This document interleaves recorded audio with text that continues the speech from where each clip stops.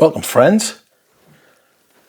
Today, we are doing another fragrance rotation video for the week ending the 30th of November, 2025.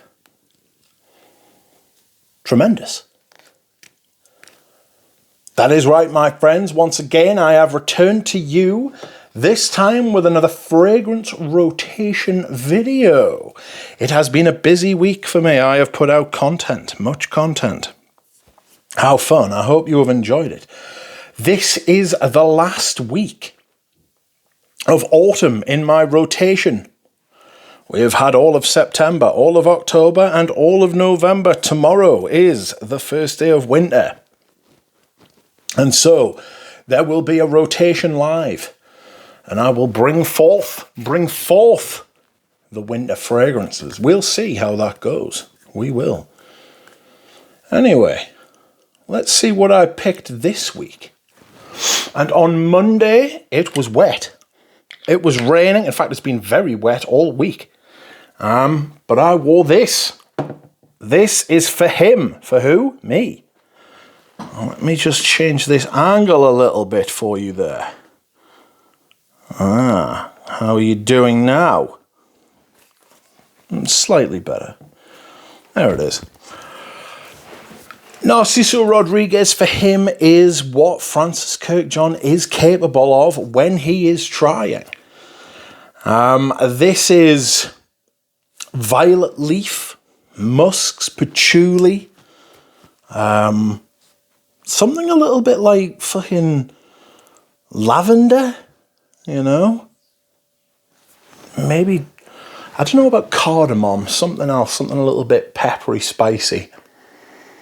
Just a little bit. It's very different. It's very interesting. A lot of people say it smells like wet concrete because of the musks. It's a great fragrance. It's very interesting. It's actually very wearable despite that descriptor. And it's been discontinued because of course it has. The people did not buy enough of it, and so it was discontinued with extreme prejudice. People are bastards. So, that is what I wore on Monday. I believe I've reviewed that. Very good fragrance, top fragrance. On Tuesday I wore something completely different, and this is Cardinal, vintage Cardinal. This is the vintage presentation of Cardinal, friends, by James Healey. James Healey is a criminally underrated brand. I wish you would try it out. Will you? I don't know. But you should. You should listen to what I say. This is... It's got a linen note, like a white linen note, along with like frankincense and fucking amber and I think myrrh in here as well. Really strange, but it just works. It just works absolutely perfectly. It never becomes too much. It never gets cloying or thick or dense or overly rich. It's just very, very good and very, very nice. It's a little bit astringent. It's a little bit ambery. It's warm. Just a great fragrance, really. I wish I could get more of the vintage, but here we are. Very hard to find. Wednesday.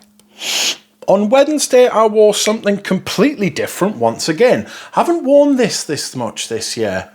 Although I do love it. And this is Gucci Guilty Absolute. Gucci Guilty Absolute is a cult classic, friends. A cult classic. Maybe the last great designer fragrance. You know, can't think of many in the nearly 9 years since this was released in 2017. Disgusting to think that was that long ago, but not to worry. This is Cyprus, vetiver, leather. Just a great fragrance. This is Alberto Marias, being dangerous, being interesting, being fun, being different. You know? He can make good stuff when he tries as well, or when he's allowed to. Same thing, I suppose. Smells a lot like one of the Gucci higher end perfumes. Is it Hortus Sanitatis, which I had to sell that. Really odd, too much. This is better. That one had like a sickly sweetness, like a resinicity. No. This is like bandages on a fire. It's a bit like Rien, you know? Smoky vetiver. Smoky leather. Deep, rich, medicinal, clean, burnt, cleansed with fire. Great fragrance. Wears very, very differently. I can't explain it. It's very hard to explain how that wears so well when I describe it to you. Thursday, I wore the one and the only Balenciaga Pour Homme. Is this the greatest fragrance ever made? Probably not, no. But is it my favourite? Yes. Yes, I think it is. This has everything. Absolutely everything. Excuse me whilst I hydrate. It has patchouli, mainly. Patchouli, oak moss. It has vanilla. It has an incredible cardamom in it. This kind of cardamom peppery sweetness. Cinnamon, I beg your pardon. Again, sweet cinnamon. Beautiful. Absolutely gorgeous. Lots of oak moss as well. Yugoslavian, if you would. That's how long this fragrance was. How old this fragrance is. Yugoslavian oak moss. You know? Not fucking about with those other Baltic states that no longer exist, you know? Yugoslavia. That's what we're doing. Had a good football team around the time as well. Friday is a perfume I reviewed last week, and you will just have to take my word for it because I couldn't be bothered to get the bottle out. This is Leather Oud. Leather Oud. Absolutely incredible fragrance from Dior in their former high-end line. It's not high-end anymore, it's just high-priced. This one's beg your pardon, this one's discontinued, friends. Civet, oud, beeswax, leather, birch, lots of birch, lots of wood. It just an absolutely fantastic perfume. The performance is nuclear. It is the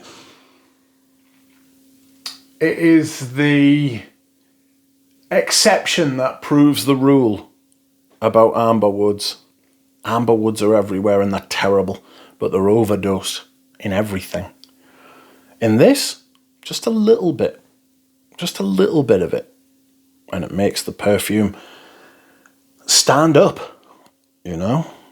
A lot of beeswax is like a buttery leather. It's smooth, it's creamy. Very warm and sometimes sweet on the right skin, you know? It's quite dry on me. It's just, somebody said it smelled like Vicks Vapor Rub. I was like, what? I was assuming that maybe they meant it was like astringent or medicinal. It does have that kind of ammonia quality to it at the beginning with the civet. Excuse me whilst I hydrate. So, you know, all good, I suppose. What's this? Saturday. I think I finished this bottle. I've got some dregs in it that probably need to be swapped out, but where's my cloth? Oh, I dropped it on the floor. I can't reach it. Not to worry. This is Amen. Amen. Or Angel Men, really. This is the vintage one. It had the green juice in it. Very potent. Lots of sweet stuff going on. All the sweet stuff. Caramel, patchouli, coffee, honey, lavender, tonka bean, benzoin, vanilla, a little bit of mint, oddly, very oddly. What are you doing here, Mr. Mint? But it's there. More kind of like a hint of mint, a surprise, a thrashing of mint, you know. Rich, sweet, lots of ethyl maltol, whipping through the base. Whipping through the base. Performance is massive, especially on this old one. Again, one of the great designer fragrances of all time. This and Le Male came out very, very close together. And kind of signaled the way forward for men's designers to become big sugar bombs, you know?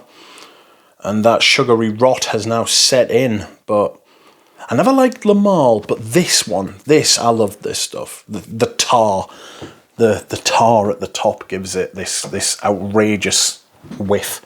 Again, another one I didn't like at first. And that brings me on to my scent of the day, friends. My scent of the day today is 2011's reformulation of Dior Homme, the first one with the black tie. It has the black tie in it because this was the Dior Homme aesthetic in the late 2000s. It used to have the silver dipstick in because it was supposed to be like the man thing, and that sort of harkened back to Fahrenheit as well. The silver stem is to represent like a dipstick in a car. This was supposed to represent a tie, like a man's tie on a suit. You know, the rise of the metropolitan man. The metrosexual? I'm not sure if I'm getting that right. This is just a wonderful fragrance. Don't buy Dior Homme 2020 because it's just absolutely shit. You can basically buy the same fragrance for fucking next to nothing. It's a melange of all the crap fragrances that were released in the 2010s. But this version, the Iris one, unimpeachable. One of the great fragrances of all times as well. I've worn some absolute classics this week. I'm very pleased with myself. I'm very, very pleased with myself. We will see what winter brings next week. So I hope you will join me then, and I will see you again soon.